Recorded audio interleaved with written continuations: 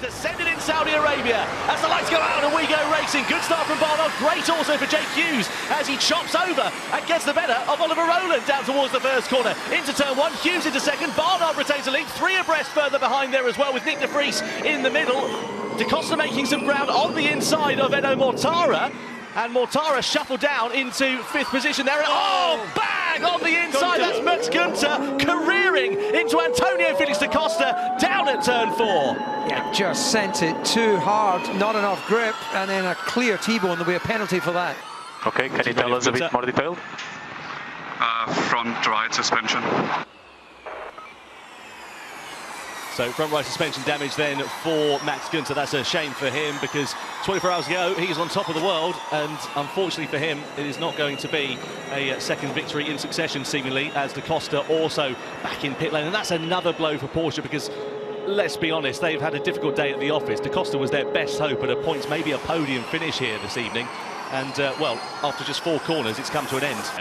What a shame for Antonio Felix da Costa, leading Porsche's charge after a difficult qualifying. Barnard has also not taken one. A lot of drivers inside the top 10 have now taken one. Team ready for Hughes. Rowland. So Team Red there has all got a bit close into the first corner. Verne was having a look on the inside of Evans. That's now left him vulnerable here with Hughes looking for the outside line. 1-2 positions gained there for Hughes in the Maserati in 1 corner, and now possibly a 3rd position because he's going through on Taylor Barnard into turn 5. Good to see Dennis actually cycling his way through the field as well. It has been a difficult weekend for the Season 9 World Champion. He's now just ahead of Mitch Evans into the first corner. He's in that final attack mode deployment. Relative to everybody else around him, he's going to have more power, more grip, and he goes on the outside of Dan Ticktum through the 4th turn. And the Andretti now up through and into 6th position. This is the advantage of attack mode. You can see visibly how much quicker he is. Pascal told to fight with us. Pascal told to fight with us. So elbows out. You know what to do.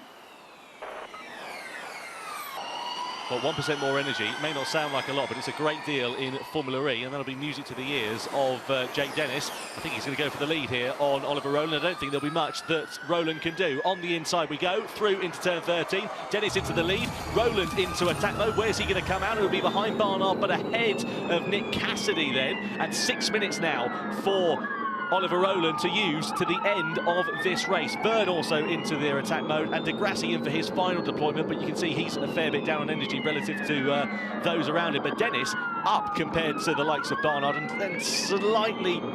Yeah, so that, as we said, could leave him vulnerable. Oh, Mitch Evans out of the race.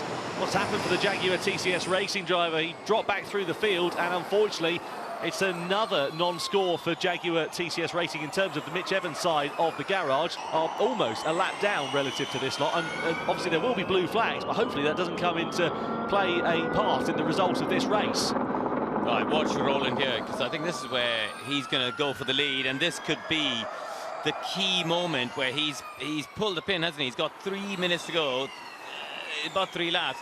That could be the key moment where Rowland sets himself up for the win, because he wants free air and he wants to control his pace and his energy management. Problem is that's going to back up the likes of Barnard and Hughes, but they could be in the same set of circumstances as well. I think Barnard was down a little bit on this, and Verne trying to use the extra energy. Team radio okay, here. We need to make sure we don't overspend too much in the attack, mate.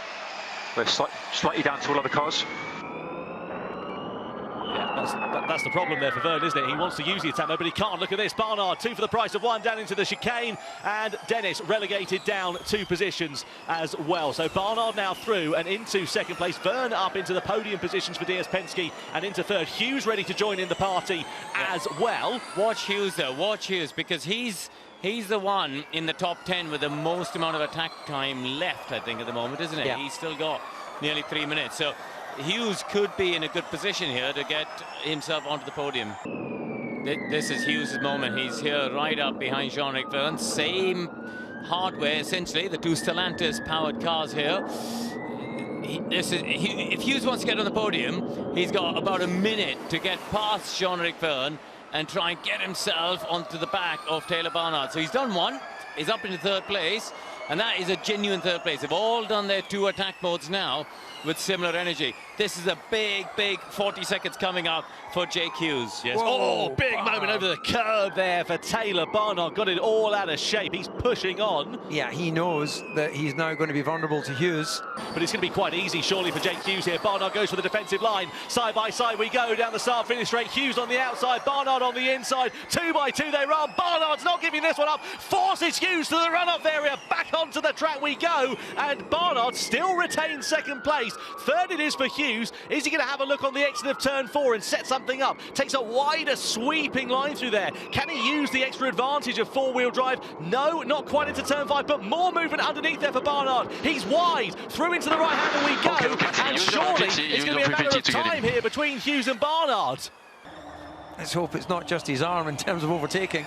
Well, I have to say, keep an eye out for Vernon Dennis as well. They're not out of the picture of this one as well. They're coming right back into the picture. It's a train of cars coming through the bus stop chicane, through the right, then the left we go, onto the fastest part of the circuit and down into turn 13. This is the moment here for Jake Hughes, but Barnard's got him covered at the moment. Look at the energy, though, there between them. It's pretty close, and look at Dennis on the outside, 3 abreast almost, down into turn 13. Vern on the inside, Dennis on the outside, and Dennis is going to go the long way round and get the better of Jonathan Vern. And Hughes parks the car on the apex. Dennis with the room on the inside and through and into 4th position there for Jake Dennis. And Hughes absolutely critical for the final place on the podium here.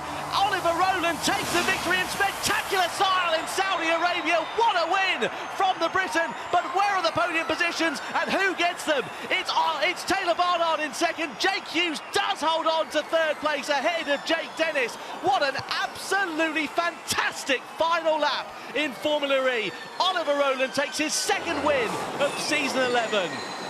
Oliver, I think masterclass is the word there. How you managed to lead more laps, save energy, and then it was a dominant victory in the end.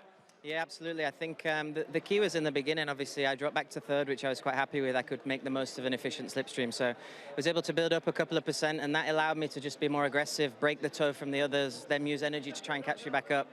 It was pretty much the perfect scenario, to be honest. I was looking at your car when you were getting out. There's some marks of rubbing as racing, I guess, but you know, this type of racing, you've got to be really disciplined as well. Yeah, actually, it's a good point. I had a little bit of contact with Gunter in the chicane. He was overly aggressive on the outside, and I got stuck on him.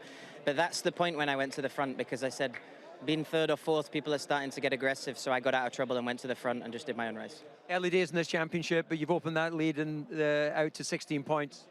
Yeah, great. You know, we literally focused race by race. It sounds boring, but yeah, just come here, try and do the best job we can and score the points. I'm sure we'll be there at the end. Okay. Enjoy the celebration.